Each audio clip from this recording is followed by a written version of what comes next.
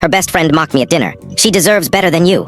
I shut him down and showed her what done really means. For 4 years, my life with Emily was solid. I'm a corporate attorney in Chicago, dealing daily with the ugliest sides of human greed.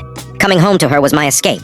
Emily, a legal assistant with dreams of becoming a lawyer, had this spark. Ambitious, sharp, and driven. We were building something real in a brownstone I'd spent years fixing up in Lincoln Park.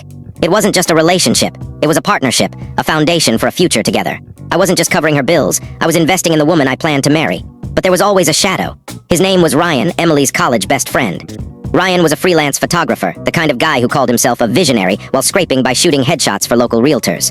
To Emily, he was her rock, her brother from another mother. The guy who'd been there when her ex, a wannabe rock star named Dylan, broke her heart. To me, he was a smug opportunist who thrived on subtly undermining our relationship. Ryan's attacks were never overt. They were sly jabs, wrapped in nostalgia or fake concern.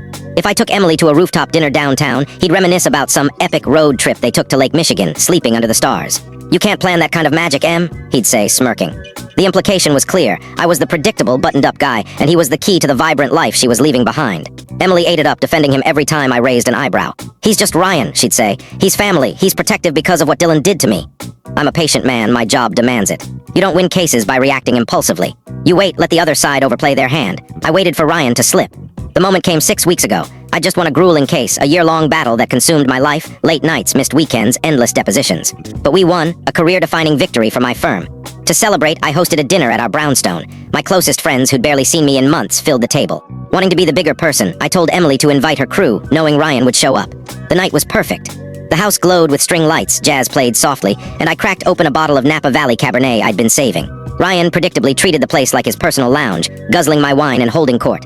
After a few glasses, he launched into a pretentious rant about a gallery show, segueing into a lecture about artists versus corporate drones. "Some people live for passion," he said, staring at me. "Others are just practical." He sipped my wine, smirking. My friends shot him death glares, but I stayed calm, giving him nothing but a polite nod. He pushed further, turning to Emily with mock concern. "I just want you to be happy, Em. I mean, Nate's solid. He's dependable, a real provider." He spat provider like it was an insult, then locked eyes with me. "But let's be real, she could do so much better than you." The room froze. My friends looked ready to lunge. Emily stared at her plate, cheeks red, not from anger but embarrassment that Ryan had caused a scene. That was my moment of clarity. The patient attorney stepped aside, and the man disrespected in his own home took over. I set down my fork, clasped my hands, and fixed my gaze on Ryan. "That's a bold statement, Ryan," I said, my voice low and steady. "Let's unpack it. What in your expert opinion makes a better man for Emily? Be specific." Ryan blinked, caught off guard. He'd expected a fight, not a dissection. Someone who gets her," he mumbled. "A creative. Someone on her wavelength." "Got it," I said, nodding.